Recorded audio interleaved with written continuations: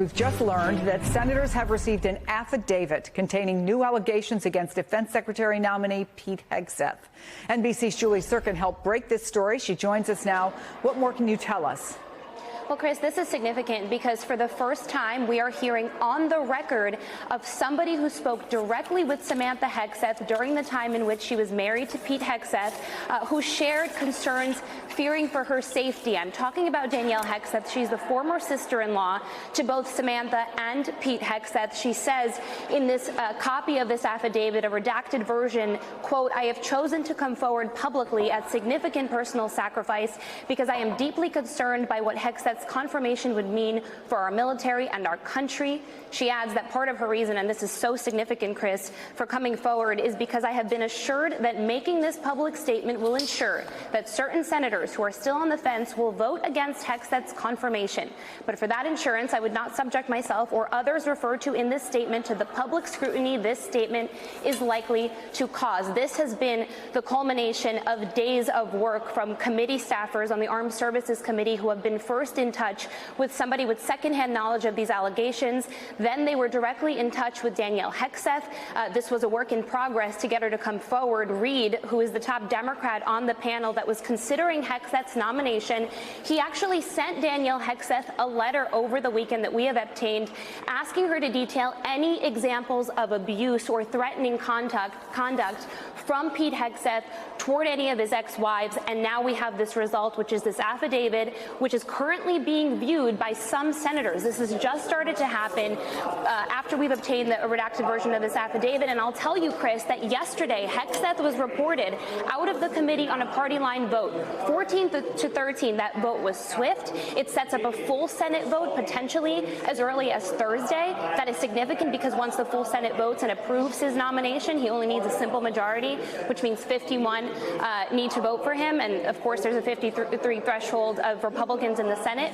That means he would be confirmed as Secretary of Defense unless something happens to tank his nomination. In this affidavit, Danielle Hegseth makes a reference of having confirmation that there will be enough senators, meaning at least 4 Republicans that will side with all Democrats to tank Hegseth's nomination. At this point, of course, we don't know if that's going to happen since this is freshly developing. I will also point out we did hear back from Hegseth's attorney. We heard back from his spokesperson as well, and they are denying any of these allegations and saying that Danielle Hegseth is somebody that has not gotten along with Pete Hegseth. So rapid-fire developments here, but this is what we can bring you, Chris. Well, Julie, just last night, one of our producers on the Hill, Frank Thorpe, spoke with Republican Senator Roger Wicker, asking him about this exactly, and I want to play that for you. Are you worried that more allegations might come out? I'm not worried, but I certainly wouldn't be surprised. We're going to have those sorts of things. And if anything concrete comes out, certainly our Democrat friends will be free to voice those. All right, we're going to leave it. It's one thing to say Democrat friends, but of course we're also looking at the Republican side. Are there particular Republican senators who you'll be watching closely? And even if you vote for him in the initial round that gets it out of committee, can you change your vote?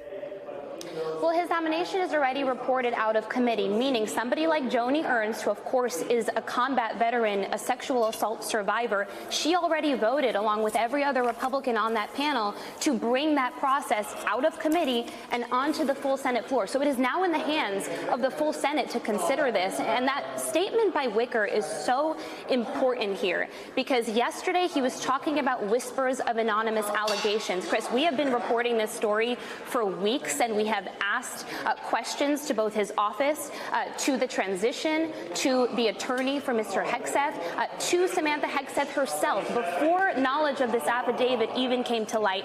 And all we heard back from all parties is this notion of anonymous smears, this notion that you heard in Hegseth's confirmation hearing of anonymous names from that Monterey memo accusing him of sexual assault, which he had denied, to any of these new allegations of potential threats or abuse that he may or may not have made to his ex-wives. I will just tell you very clearly here that Hegseth so far is denying all of it. Samantha Hegseth, importantly, telling us today, telling my colleague Courtney Kube today, that she said that she was not physically abused in the marriage. She also signed a divorce document which was entered into the record by Roger Wicker, the top Republican on the committee during the confirmation hearing, saying that she and Pete Hegseth, both parties, were not victims of domestic abuse. They signed that document. We have not gotten a response, though we have asked why Samantha Hegseth signed that document. Chris.